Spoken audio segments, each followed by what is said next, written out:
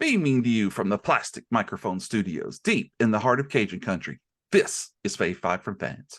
I'm your host, Jamie Ray, and I'd like to welcome you to episode number 119. Today, I've invited artist extraordinaire Jason Turner to zoom in to the Plastic Microphone Studios to discuss our Fave 5 artist films. Jason is a musician. Oh, thank you. I need to be. He is a singer and a guitarist who performs gigs literally all the time. I think he's like between sets right now. I could be wrong. And when he's not doing that, he is cranking out some extremely creative artwork. And if that wasn't enough, he's also the artist for a very unique comic book entitled The Ripper Gene, which has a very interesting genesis to it that I'm going to ask him to go into. But first, I want to welcome him to the show. How you doing, sir? Thank you. I'm fantastic.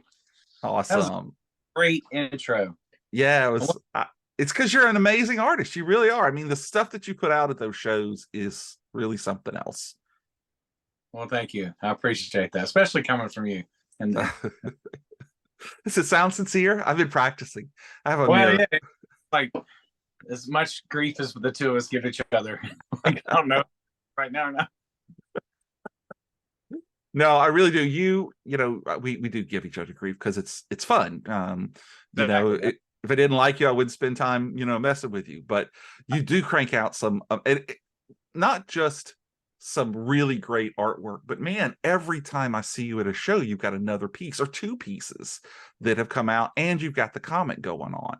So it's really impressive, and it's recorded now. You can play that back whenever you're feeling down, and hear Jamie tell you what a great artist you are. The next time you give me grief, I'm just going to be like, hold up, no, you said. But you can't believe everything on the internet. So Jason, tell everybody, all 32 people, and including the German, what it is that you do. Not even in a nutshell, because I know there's so much going on. So tell us a little bit about you. Yeah, I mean, you covered a lot of it, but I'm singer-songwriter. I've got a few albums out. Been doing that for 20 some odd years. Play guitar and sing. Also, I'm a comic book artist. So, I mean, you kind of covered it all, but when I'm not doing that, I'm teaching other people how to play guitar and booking venues and never sleep. You don't ever seem to sleep. And as much as the cool stuff that you do, I really am fascinated by the story behind the Ripper Gene. And the story of the Ripper Gene is very cool, but the story behind it. Do you mind sharing that story with us? Yeah, so the Ripper Gene was a book written by Michael Ransom, which that's his writer name, if you will. But his birth name was Ted Brzezinski, and his brother was my best friend and played bass in my band since I was 18. And he passed away a few years ago. And his name was Andy Brzezinski, and he had always told me about his brother, who's a scientist, and he wrote this book, and just we'd always heard about it. So, but from the funeral, me and Ted got to know each other, and he saw that I drew comics, and he'd always wanted to turn his book into a comic. And so from that, we decided to do that. And I kind of modeled the main character off after the young version of my friend Andy, back when he had a handsome young man, he was older at the time of his passing, but yeah. And so that's kind of thing. It's a good, besides being a great story, it's a good homage to our brother, because he was like a brother to me too, so. Yeah. No, I love that story, because you guys, I mean, literally you had this person in common who you both obviously love like a brother, and he's not there with you, but he has brought you guys together to work on this project. And I just think I don't know the right way to say it, but I think it's just a wonderful story. I mean, you take something that is tragic as passing, and you've turned it into something pretty amazing. Bravo. And he's still there with us, while we're making it. Yeah. And talks, because this was a book, so it has it's not like it's we're gonna have Spider-Man. It's gonna be 500 issues. It's literally we 4 is about to hit the stands and 5's gonna complete it. But 5's gonna be a big issue. So Yeah. so it'll be a big issue in terms of more pages than normal. So we're going to complete it. And what's the story of the Ripper Gene? So the Ripper Gene is about a forensic FBI detective named Lucas Madden. A tragic book starts off with a tragedy in his childhood, and so he grows up to be a forensic, scientist for the FBI. Well, he discovers a gene throughout the serial killers through time, and he's going doing talks about it and has a book or whatever. And modern day serial killer emerges around this time, starts kidnapping friends and family amongst killing random strangers. And he might have a tie to his past. We don't know. You'll have to read the comic. But so it's a very, if you're a fan of like Forensic Files and Silence of the Lambs, stuff like that, it's for you. It's definitely right up your alley. Yeah, I've really been enjoying it myself. Where can people get it if they're not at one of the 360 shows a year that you do? JasonTurnerArt.com has it all there for you. Okay. And this is, we're around March or so when this is coming out. When are you looking for episode 5 to be finished? Hopefully by then, if not a little bit longer. I mean, it is going to be a longer issue, but I am taking on a colorist to kind of help me expedite that last issue, because up to now it's been me pencil, ink, color. And the only thing I didn't do was lettering. And so it takes a little bit longer when you're wearing all the hats. So hopefully this one with me just doing the pencils and inks and my friend Mally Jenks doing the colors, hopefully we'll get it out there by March. That's the plan.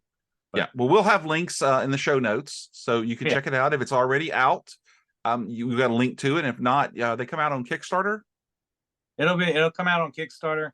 If not, Jason Turner Art's where you'll find it after the fact. So awesome. And all of your amazing artwork. Yeah, follow me on the Facebook or Instagram. I'll let you know. Trust me. I promote a lot. He does. Show us your tattoos of your QR codes. Yeah. Wow, that's awesome. And what about your music? Where can we find your music? You can find that on all streaming services. Apple, Spotify, whatever Android phones use. All the places you listen to music. It's out there. Awesome. I have an album coming out that will be out by the time this airs, a new album. Amongst all this stuff, I've been secretly recording an album for the past year and a half. And because why not? And so it should be out by the time this airs. Awesome. Good. And so we met through Damon, I'm not mistaken, Pelican. And I believe he's doing one of your covers. Is that right? So by the time this airs, he did a cover for issue 4. So by the time this drops, his cover will be out there. Right. It's a very limited cover because you can find them from Damon's. Either you got him on the Kickstarter or he'll have a stash for himself at his shows. So yeah, and he does some shows in Vegas and stuff. And he's at strikeholdstudios.com. Shout out to Damon. Damon's a good guy. Super good guy. I was really surprised to meet you through him, but well, and like if you're still friends with him afterwards, so he's a great guy, but poor judge of character. He's friends with you and me. So. So right. It's funny doing virus movies when both of us have some kind of cold or something going on. Right. Well, me actually, I have been cataloging my physical media collection, and there is dust everywhere. So I do hear it in my voice. But yeah, I think it should be appropriate that we are. I think I ran myself into the ground. I played 3 shows the past 3 days, and I think I had a grand total of 7 hours sleep between 2 days. And so yesterday I finally went and saw Godzilla -1. Oh, don't tell me. You think about it. I want to see it.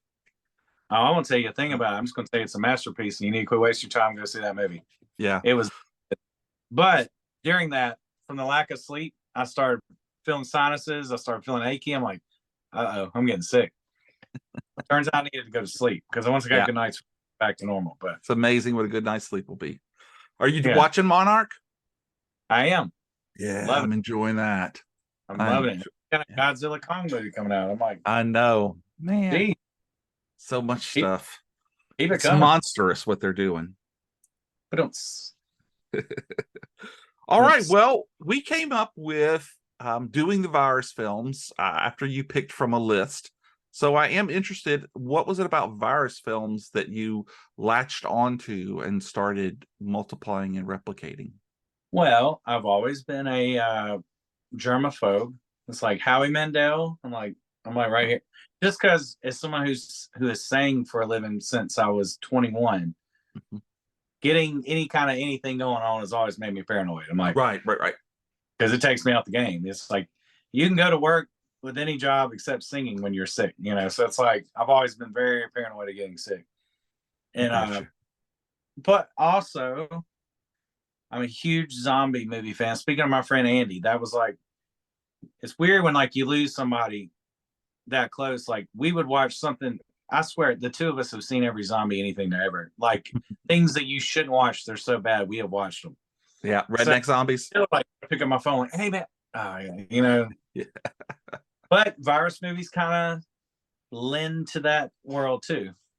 Well, I will say for this list, I purposely stayed away from true zombies. Oh And yeah, like that's from me, and I didn't put that on you. It's just I recently did a uh zombies in the non-Romero universe episode. So I figured yeah. I covered a lot of those. So I wanted to make sure as much as possible that these were true virus films. Oh yeah. But Not I'd say some of mine are, yeah, but yeah. some like And that. it's okay if they're not, because you generally speaking, it is a virus, though sometimes depending upon how it starts, it's not. But anyway, we'll jump to that when we get to it. Um, so I mean, honestly, I'm really excited for it. I've got a couple of honorable mentions in my list of 5. So do you have some honorable mentions? I do. Well, I think if you're ready, I'm ready. Why don't we dissect that list right now? I'll take a little swig of water because I can feel the drainage in my throat. All right. I'll preface that I made my list in order, but some of these I might could move to a different spot. Just depends on how I'm feeling about them on the rewatch. But Yep. Everybody's list, I think, usually except for number 1. A lot of people say it's easy. I know the number 1 choice, and then the rest of them can move around some. yeah. All right, let's go ahead. So I go first. Yes, sir. You go first. What are your 2 honorable mentions? My 2 honorable mentions, and honestly, I could move them into the top 5. Like I said, it just depends on where I'm at. I want to go with the Crazies. Which one? I'm a big fan of the remake, man. The remake? Okay. Yeah. So There's a lot to be said for the remake. Oliphant is amazing. Homeboy from Justified, Timothy, what's his last name? Oliphant. Thank you. Yeah. I told you. And it's like I know the answer like all day until it comes time to say it. And it's like but I don't know. I did say it too. But anyway, I'm not gonna harp in that spot. I love horror. I'm a big horror movie fan. So I like it's a virus, but everybody's just kind of going crazy and just some of the visuals in that. I mean, it's your blood's pumping through it. Yeah. Then a second honorable mention, I would say Cabin Fever. Because crazy. I mean, really, tell me more about Cabin Fever. It's fun. I like that movie. It's not a great movie, like definitely not great, but just bonkers. It is bonkers, and I will tell you, I've tried very hard to really like that movie. And I love Eli Roth. I mean, he has done some bat poo poo crazy stuff, and I've loved it all. But for some reason, I cannot. I actually like some of the other Cabin Fever movies more than I like that movie. The best part about that movie is the after credit scene. Yeah. That is just hilarious. Yeah. But before let's, instead of talking a little bit about Cabin, let's talk a little bit about Crazies. Because that is a great pick. It is a movie that I saw in the theaters, and being a big fan, the Romero stuff is really good for me. I went into it very wary of how it was going to be, And I appreciated the fact that they took the themes of the movie and went in a whole nother direction with it. Yeah. So are you familiar with the original? I saw it after the fact, so I didn't get into it knowing anything about it. Right. Like I thought it was going to be a zombie movie till I went and saw it, and I was like, oh, okay, this is not, but this is awesome. That's kind of where I ended up. Yeah. Yeah. So Oliphant, like we said, Oliphant, however you say his name, was amazing. Yeah. Are there any other particular performances or scenes that really jumped out for you? I love the when they towards the end when they're in the like the mechanic and he's hiding underneath the car and or the house is on fire, like when everybody's first starting to kind of lose it, and just some of those scenes where you like, I like movies that push you, like you could totally be in that small town and see you're at a baseball game and here comes this dude, the parent of a kid Right. with a freaking gun, just like you're like, well, what's going, Yeah. So, I love the part when the house is burning and the guy just comes outside, he's just like mowing his yard. oh yeah, yeah. Just crazy. Didn't just all murder the whole family and burn the house down. Yeah, no, but he's gonna keep the yard mode. Yeah, that's the important part. Yeah, no, yeah. That's a great pick. That's two good picks. I like that second pick. I didn't put that in the top 5. The more I think about it, that's what I mean. I was like, I could put those back. Anyway, so number 5. I'm gonna start backwards. Well, not yet. I'm gonna give you my honorable mentions first. Okay, just so, whoa. So excited. Take a pill. Get it? Because viruses. Anyway, so I have 2 honorable mentions. Okay, but one of them is made up of several parts. Okay. So the first is they're all based on the 1954 novel by Richard Matheson. Okay. Called I Am Legend. Oh, okay. So it's a great book. It is definitely a virus film. They're not really vampires. They're not really ghouls, they're not who you think they are. And so it's been made into 3 films. Last Man on Earth in 1968 with Vincent Price, which I absolutely adore that movie.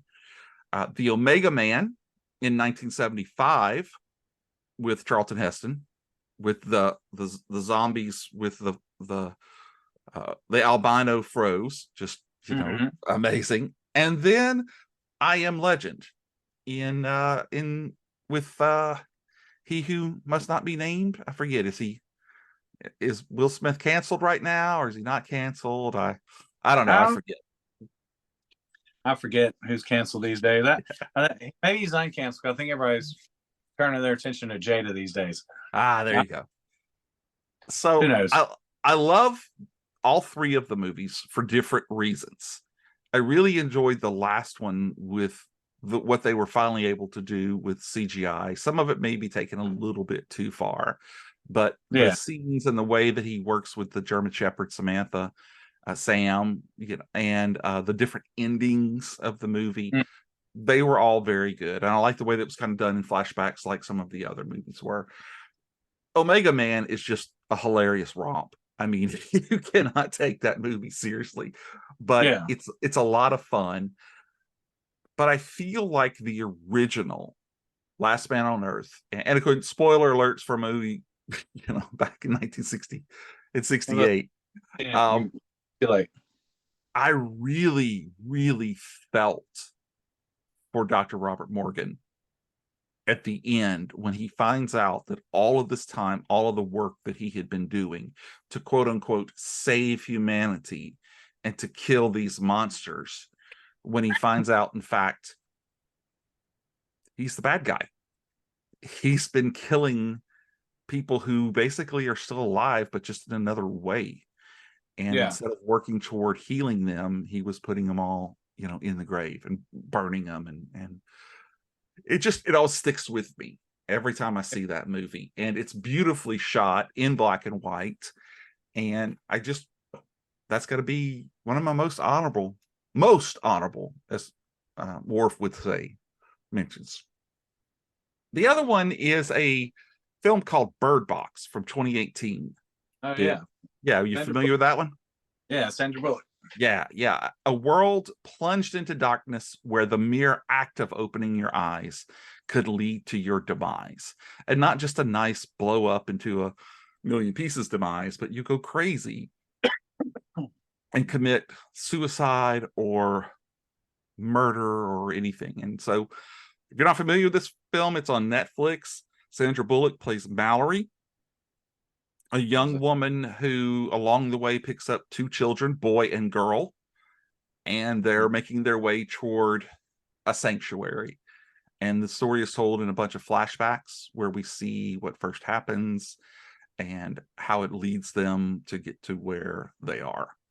And I haven't seen the sequel or the movie or whatever it's called, where it's Bird Box Barcelona, I believe. Yeah, I got a good 15, 20 into that. I was like, Yeah, okay. And well, maybe somebody else seen it's great. It didn't catch me in that amount of time. And I was like, and with most things on Netflix, I forget a lot of times I've started something. Well, that's a good thing. I mean, honestly, if you can make that decision in the first 10 or 15 minutes of your life and say, you know what, I've got other things to do with this, I think that's great. I'm not like that. There's very few movies I've ever just given up on. Well, let me rephrase. I'm not giving up. I like my attention span. Like I will just be like, oh, let me pause this. I got to draw this thing, or and then like I forget it exists. Yeah. Yeah. I'm not like, this movie's not to my standards. No, it's okay. Okay. Because yeah. I know people like that, and I'm like, how do you do that? Yeah. How do you not know figure out how it doesn't end? Oh yeah, no. Wow. So those are my two honorable mentions. I like it. Yeah, thank you. So let's turn around, jump back, and go to your number 5. All right, my number 5 is Contagion. This movie, I'd seen it when it came out, really dug it. It's very realistic to how things play out.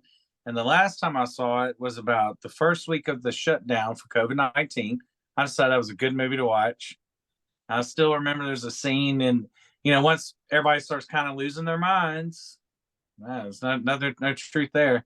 There's a scene where his neighbor's house is getting broken into, and they shoot the neighbors. And I just remember, like, I looked out my window. It was like 2 a.m, and there was like some dudes walking down my street. I'm like, here we go. It's all the purge. Yeah, it's already bad. So this is the one with Matt Damon. Yeah. Okay. And he's immune, but like, the whole world breaks down. It's pretty good. I've heard. I haven't seen it, but it's come up on other people's lists of like post-apocalyptic films. Yeah, and I've heard very good things about it. It's gonna feel really real after what we went through 3 years ago. Yeah. Now, it's also very dramatic too. I mean, worst case scenario kind of deal, but in some countries maybe it was kind of like that. So anyway, check it out. That's a solid choice. Outbreak we have. Yeah, Contagion. I like that one. Yeah. So I'm going to take your recent film and pair it against a movie from 1964 in vibrant color. It is The Mask of the Red Death. Again, with Vincent Price. It's a Roger Corman directed film, and it's based off of The Mask of the Red Death and Hop Frog, or The Eight-Limbed Orangutan by Edgar Allan Poe. So they mashed these two stories together. I don't know if you've ever seen this movie, but I feel like I have. I'm trying to rack my brain on it. So it takes place in medieval Italy, where the Black Death is working its way across the countryside, and Prince Prospero, who is a Satanist, lives in the castle, and he's just a horrible dude, and that's Vincent Price, and he is confronted by these two starving villagers, and he finds a woman who has the Black Death, and so he tells them, burn everything, kill all of the people, and he takes the hot chick with him, and they go back into the castle, and then he calls all of his rich princely friends and says, come to the castle We're going to lock ourselves in and wait for the Black Death to pass us by. Yeah. So inside, he throws this immense party where everybody comes in a masquerade. And unbeknownst to him, the Red Death takes the form of a human dressed all in red and attends. And he goes amongst the people, and as he comes by them, he's giving them the Red Death, Black Death, whatever you want to call it. And the amazing use of color in this movie is literally something else. He takes Esmeralda, the hot chick, and brings her through this series of rooms that are red and yellow and green and blue, and it's an amazing view. And in the end, you basically find out that when he pulls his mask, that the Red Death is Prospero, and everybody inside is dead. So it's a great film. The hop frog aspect of it. But I feel like I've seen it, but it's kind of vague to me. Yeah. It's I've always loved that film. It's one of my favorite. Though the Poe, Corman, Price movies, they're hard to pick which one is my favorite. That whole scene that I was telling you about when they go through the rooms, just once you see it, it sticks in your life forever. So yeah. But all right. Well, let's hear what your number 4 is going to be. It is a recent movie. It Comes at Night. Have you seen that one? Yes, I did. That's a good one. Very good one. And some parents that are very paranoid, and they're in the woods. They're trying to keep their kids from leaving the house or going anywhere or any contact because of this outbreak. And it ends in the end, they end up, the kids go about their lives, and the parents end up with the virus who tried to, I'm sure we all know some people in the recent pandemic who are hiding away, and I was guilty for the first few weeks of it, but no, anybody like that. Yeah. Guilty, first I thought all these years of watching zombie movies and stuff like this, I was like Kobe in the playoffs, man, lights are on. Like, here we go. But then I ended up getting COVID. I'm like, all right, I'm that parent in that movie. You can't get away from this stuff. So it's just a creepy. I love movies where they, it ends up, there's a message in the end of it. I love how Romero did that with zombie movies. It wasn't just a zombie movie. So I can't give a spoiler, but go see Godzilla. Okay. Not just a Godzilla movie. It's good. I'll call you when I've seen it, and we'll talk about it. Please do. Well, call me after you see it. They're frown calling in movies these days. Call me while I'm watching it. All right. Go ahead. Let's hear your number 4, buddy. Well, my number 4, again, a lot of these movies are older movies, and there's nothing against the new virus films. You'll see later that I talk about one from 2000. So, they're out there. But my number 4 is written and directed by David Cronenberg, and it stars Marilyn Chambers, the adult film star. This was one of her roles where she tried to break out and go into, regular Hollywood acting. It's called Rabid, and it's from 1977. And it is the heart-pounding journey through the twisted mind of director David Cronenberg surrounding a young woman named Rose, again, played by Marilyn Chambers, who finds herself amid a horrifying medical experiment gone awry. So her and her boyfriend are motorcycling through the back country, and they get into this horrible accident, and she's burned in just all, it's just, but she's picked up, and there happens to be this experimental plastic surgery hospital that it's closer to take her there. And so the doctor wants to do this procedure to save her life. And in it, she ends up getting this disease that is transferred through the implants. And it makes her turn into, I don't want to call her a vampire, but she has this thing that will come out of her, and it bites and sucks and drinks stuff out of her, and then it transmits it to that person. And of course, with Cronenberg, there's always going to be some body horror parts to it. There's the eroticism involved in it because usually it's male and female or female and male, but then it devolves into more and more and more. She knows what's happening, but she can't stop herself. Then she becomes patient zero. And this is all in Canada. So they're looking for her, and it's just a roller coaster. And I'm not going to ruin it for you, but it's about as close as you could be to non-dead zombies as you can get. And again, Cronenberg's mind is just so twisted. You just gotta love him. Again, it's called Rabid, and it's from 1977. So, ever seen that one? I feel like I have. I feel like there's a remake of this that I've seen. There is, that the Show Something Sisters did. Yeah, you saw that one? I would definitely want to say that there's been a remake that I've seen too. Yeah, it's these. I think it's these two sisters who have made some horror movies lately, and I believe they redid it. Yeah. But anyway, that's a good one. It's a good one. Yeah, if you haven't seen it, you should go out and find it.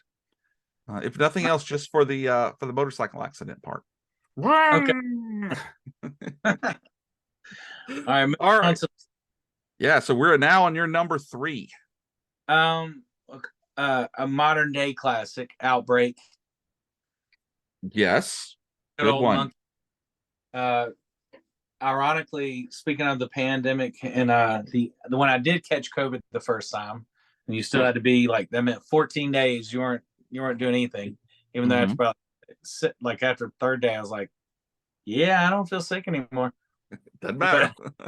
Yeah, it didn't matter. So I just went stir crazy for 2 weeks, never leaving the house.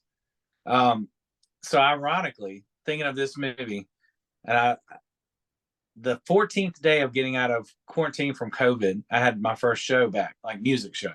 Okay. And I went to go to this gig, and I'd seen pictures. There's a vet in town.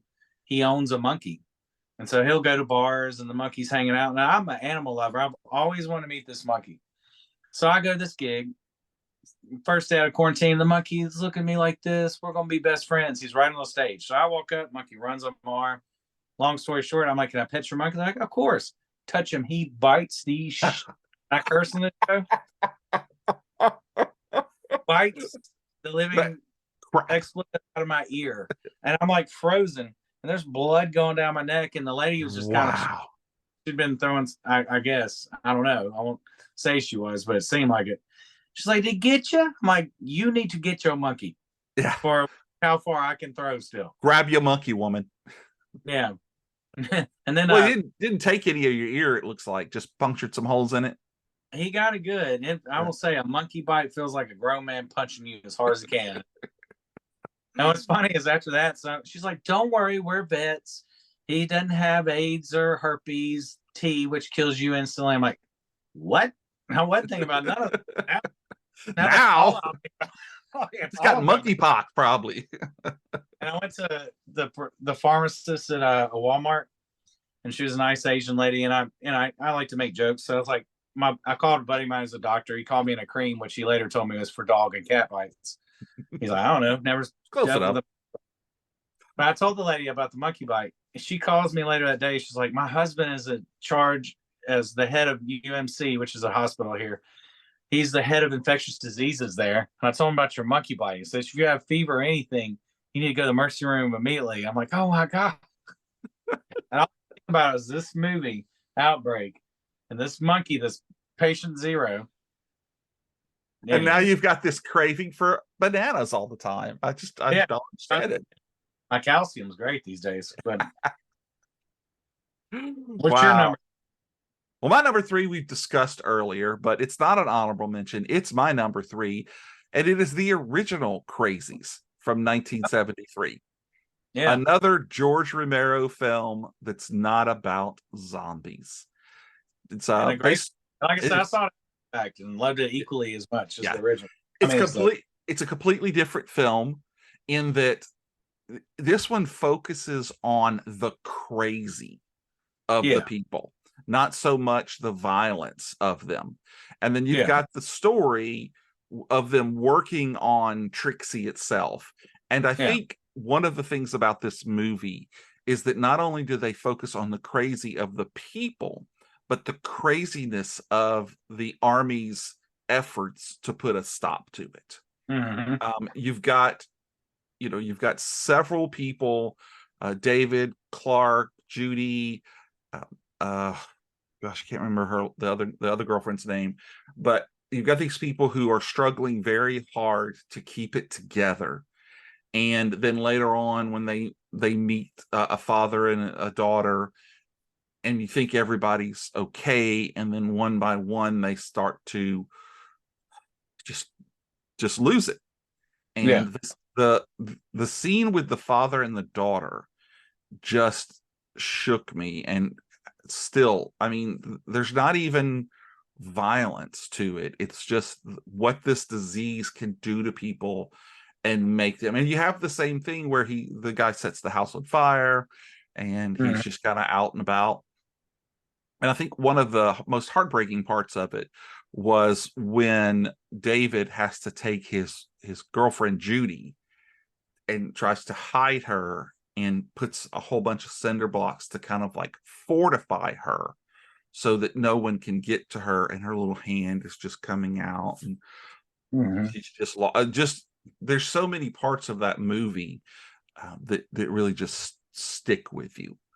And I think, and then the way that it ends, where Dr. Watts has finally discovered what he thinks is the cure, and as he's running down the hallway, the mob just ends up killing him, and he drops and breaks it, and they don't even know that he's figured a cure, and they've just got to pick up and move on to another town.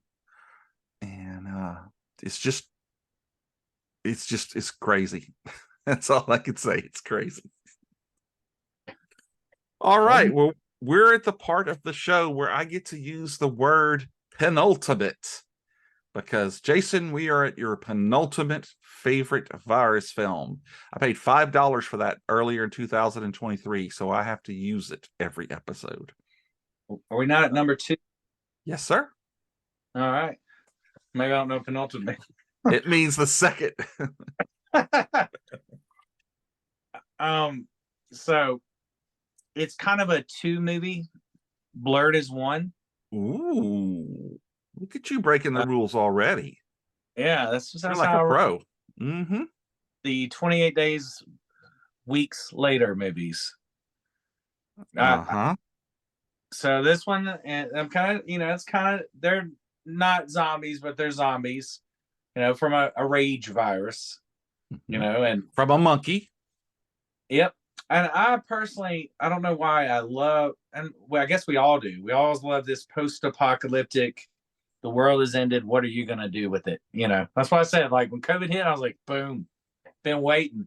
I'm trained. Did you have toilet paper stocked up? Oh, I'm a, if you can't tell, I'm a toy collector, comic book collector. I know how to beat people trying to get stuff at 6 a.m. Okay. So I didn't have it stocked up to begin with, but I was like, oh, I can beat you to it. That's how I have some of these people that no one else can find in Target. All right, I got you. Yeah, sorry, getting a little prideful here, but yeah, I love the feel. 28 days later was more showing the desolation of you're with complete strangers, you're in the middle of nowhere. Probably what happened in that kind of moment. You're going to lose loved ones. Weeks later, kind of up the more action horror side of it, which I dug. There's a really cool scene at the beginning where there's all a bunch of group of survivors in this house, and it seems calm and peaceful, but then all hell breaks out, and it is a scene where he is literally running from. It looks like 40 or 50 of these rage zombies, and it's just all nuts. Yeah, all nuts. So really love those movies. What's your number 2? Well, I'm going to agree. I'm going to agree with you to the point where 28 days later is my number 2 as well. Wow. Yes. So I didn't include 28 weeks later for no other reason than I just picked the first one, because that is the movie that to me really started the whole zombie or virus, Right. runners or walkers. And Yeah. people will bring up, oh, 28 Days Later was the best zombie movie. It's not a zombie movie. Yeah. It's a virus movie. So I have to applaud you, sir, for knowing and saying that this is a virus film. And I only included the weeks just because I really love that opening scene. Yeah. Because you could think, now that guy was a real skinny older guy, but who's running. But I thinking of myself, like I'm not a fast runner, and if 40 or 50 of these things are behind me, I'm sure I'm gonna have the stamina. Right. Now, is that where he's running for the boat? He's running for the boat, and it's like he's running out, and there's like 40 or 50 of these things behind him, and I can just imagine that sheer terror of, am I going to run out of gas before I get to this boat? Yeah, exactly. Here to be, former track star. I feel like he's probably been smoking Marble Lights his whole life and drinking at the pub. Yeah. So no, I love Cillian Murphy in this movie. The way that when he comes out of the coma, he's so thin and emaciated. And Danny Boyle just did some amazing stuff with this film. Oh yeah. The way that it's so aggressive at the beginning, with these PETA type people, oh, we're gonna release all of them, and then it literally like eats his face off. Right. And then it's quiet. It's 28 days later, and it's quiet. And he comes out, and to his shock, everything is deserted until he ends up finding himself being chased by these people, not knowing what the heck's going on. But he gets saved by Selena Mark. And I love the fact that it's the movie's called 28 Days Later, but it should have been called 56 Days Later, because there's 28 days where he's in the hospital and then he wakes up. And then at the end of the movie, it's been another 28 days, which I don't remember it knowing that it was another 28 days. It wasn't until I came back and did the research. I was going to say that either until you just said it. Yeah. And the cool thing is that if you turn around and get the DVD, that there's 3 alternate endings. And one of them starts really early, like in the hospital, where when they're trying to get some supplies near the end. And there's a whole alternate ending that takes place from there and goes off a whole nother direction, which just blows my mind. And if you ever have an opportunity, you pick it up cheap. It's on DVD, and you can get it and watch them. I have a whole plan, since we're about to run out of physical media, that I'm thinking. I could be wrong, but I'm hoping that the Targets and Best Buys here in the next week or two, toward the end of that we might get this stuff, boost this collection. Yeah. Well, that's actually what I've been working on, is going through mine. And I'm not one of these people who has to go out and have the, okay, it's out on Blu-ray, I'm going to get it on Blu-ray now. Oh, it's on 4K. Well, I'll get it on 4K now. So I've got a crap ton of DVDs, and I've been going through them, and I'm like, I'm perfectly fine with it. You put it on, it looks fine with me. If you got a brand new movie and you get the 4K, it's okay. You get the 4K and you get the OLED and everything. Sure, it's amazing, but when I'm watching a movie from 77, it's fine, Yeah. But I think I will always be a physical media person myself. So. Oh, I do too. Unfortunately, they're taking it away from us. But you can't see, but down here below me is all vinyl records. Oh yeah. So maybe we'll get our DVDs collected after that, and it'll be the fun new thing to find DVDs and Blu-rays. There you go. There you go. Well, all right. Well, let's get down to it, sir. What is your favorite virus film? It was this is kind of a twofer as well, because I like the American version and I like the Spanish version where it originated. Spanish version. Wait. I love you. I'm just saying, you're up there now. RAC, Quarantine. Love them both. I mean, it's intense. on the edge of your seat the entire time. You're trapped in a small building. Love it. Yes, you're. Oh, I don't. Go ahead, talk about it some more, and then I'll jump in. If you have not seen this, you've done a disservice in your life. It's about you've got kind of a news crew. It's kind of one of those what do they call them? Blair Witch Project kind of movies. Yeah, what do they call it? It's a found footage. Found footage. Yeah, and let's just talk about the Spanish version, because the American version, while it's good, Julie Carpenter is amazing. The Spanish version is where it's at. Oh, it is 100%. Yeah, and they're doing a TV show that's basically while you're asleep, where it goes around where other people's jobs keep them up at night, and that this young lady is following this group. And following like, excuse me, a fire department. They go to this house, or I mean, not a house, an apartment building, and all hell breaks loose. This virus is, they're not zombies, but it deals with the occult and all kinds of stuff. It's crazy. There's been sequels from the Spanish folks, and those are equally as fun. Like I'm probably gonna go watch it tonight after talking about it. It's I'm getting hyped up. No, those are excellent films. And what I love most about REC, and I will tell you, this is a spoiler alert. So if you haven't seen it, please stop and go and watch them and come back, because I'm going to ruin it for you if you haven't seen it. If you have seen it, buckle up. So what I love about the first film is that you get there and you quickly realize what's going on. Oh, it's zombies. And then you find out, well, no, it's not zombies. It's rabies. And you're like, oh, okay, so it's a virus. And the government knows about it, and they've locked you down, and these people are going to get out, and then you get to the end of the movie and you're like, it's not rabies, it's the occult, it's a spiritual thing, and then and the movie's over and you're like, what the hell?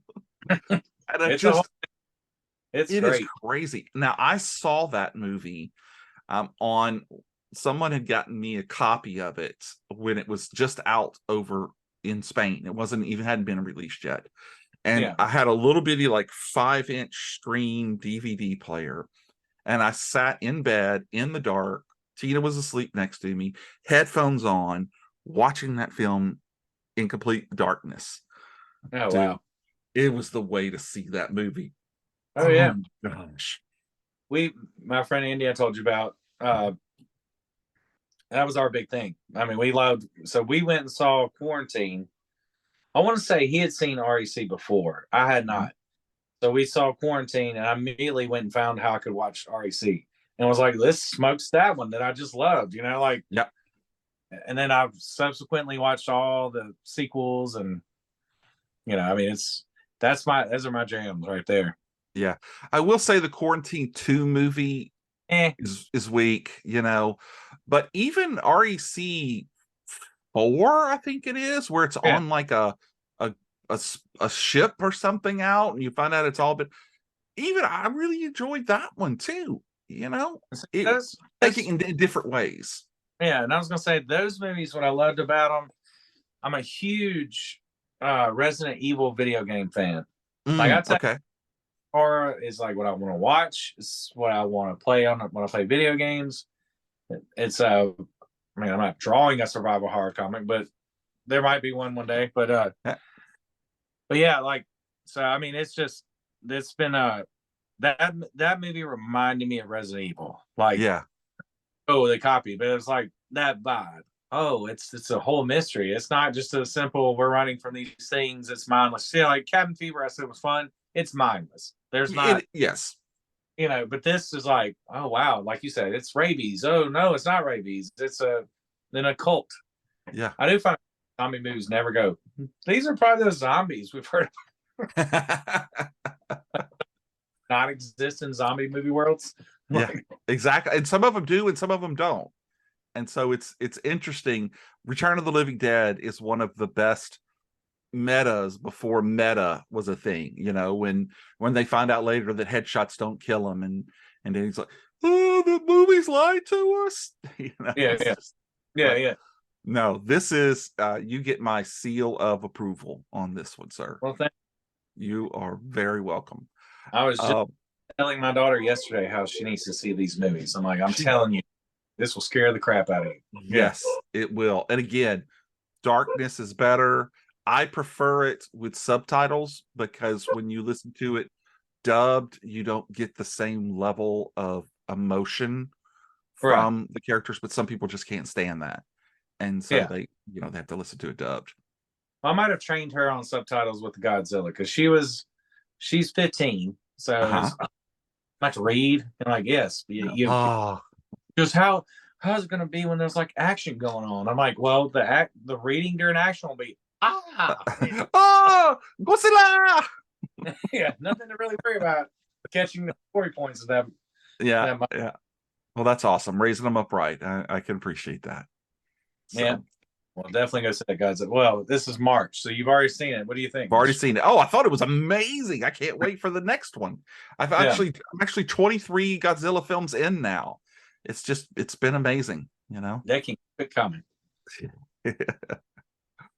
Well, I'm gonna go and pair your amazing choice with my very, very much low key, but still favorite virus film of all time. Back to 1971, based off the amazing novel by Michael Crichton.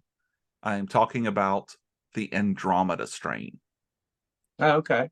Okay. Yeah. Most people will go, oh my God, it's so boring.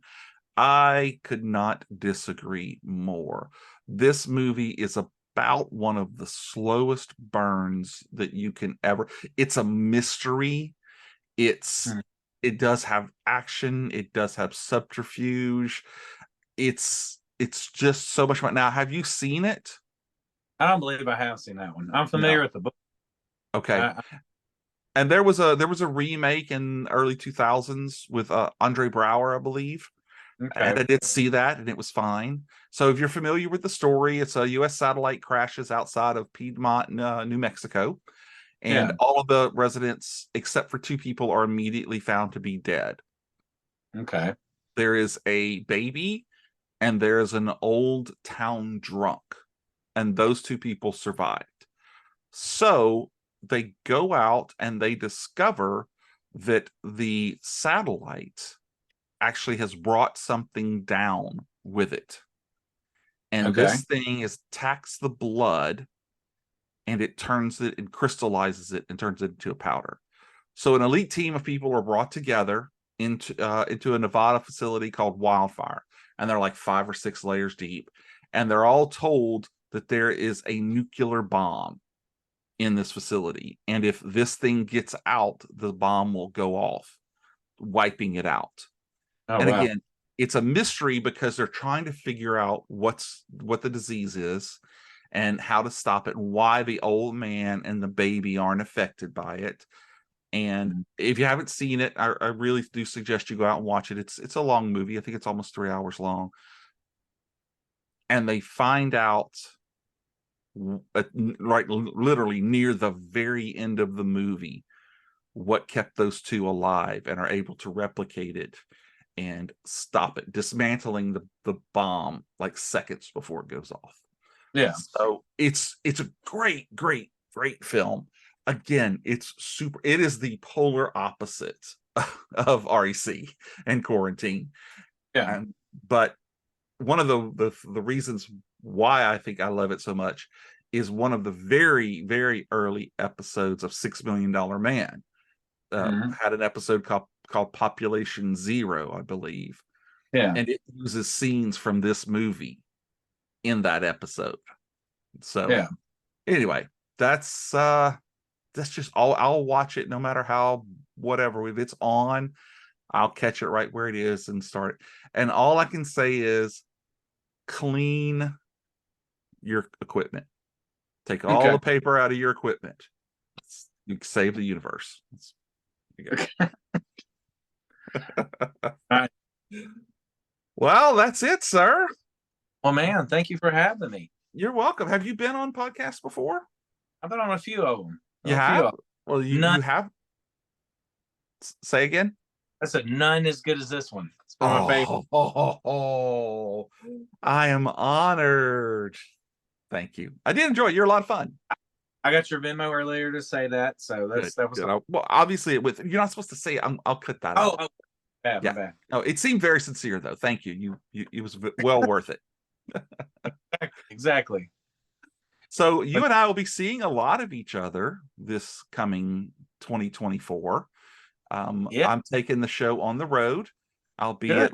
we'll both be at Louisiana Comic Con in Lafayette, right? You're coming. I don't know if I'm at that one. I think I'm in Kansas City that weekend. Oh, okay. Well, I saw a couple that you were at. So are you doing Fan Expo Louisiana down in New Orleans in January? No. Here, No? I've been there 2 years in a row, but I think I kind of waited too late to apply this year. Okay. So I vote on that one. Pelican? I will have, that's the same weekend. No, Pelican, I will have my art there, but I will be in Huntsville. RetroCon? I will be there. Yeah, there we go. All right, all right. Well, we'll see each other at least once. We'll see each other more than that. Yeah, yeah. And we'll see North at Heroes Con. Yeah, I'll be there. Yeah, yeah, we're gonna go there again. That was a lot of fun. That was a lot. Yeah, so good. Well, this is the part of the show where I ask if you'd like to come back. And all right, well then let's figure out something that we can do, and we'll get you locked in and get you coming back for 2024. Well, later in 2024. Yeah, I'm in. You just awesome. let me know. All right, brother. All right. And to all of you out there in the podcast universe, thank you so much for listening to this episode of Fave 5 from Fans. We hope you enjoyed it. If you did, please leave us a review and a rating on your favorite podcast app. It's a free way that you can help the show to grow. And if you like it, consider telling a friend about us. And if you don't like it, maybe consider, telling someone who tries to have like 12 items in the 10 item or less aisle, because now we have to like check our own stuff out, and we know you can count, and you know that you have 12s. Whatever. Tell them about the show, and maybe it'll ruin their day. Yeah. We invite you to interact with us on all of the socials too.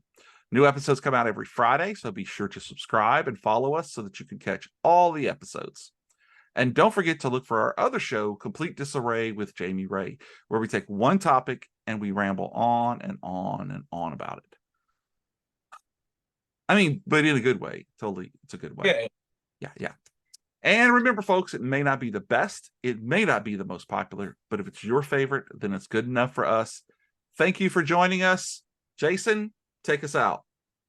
Yeah, I will just say that check out my art, Instagram, Jason Turner Music and Art, at Jason Turner Music and Art, Facebook, JT Art and Illustration, and then JasonTurnerArt.com or JasonTurnerBand.com on the music. Appreciate it. I don't have a cool phrase, but how about, are you on MySpace? I pray that I still am. Yeah, I think MySpace has become like a musician's thing. So check it out. Okay. You're welcome. All right. Cool. All righty. Thank you so. Good night. Appreciate it.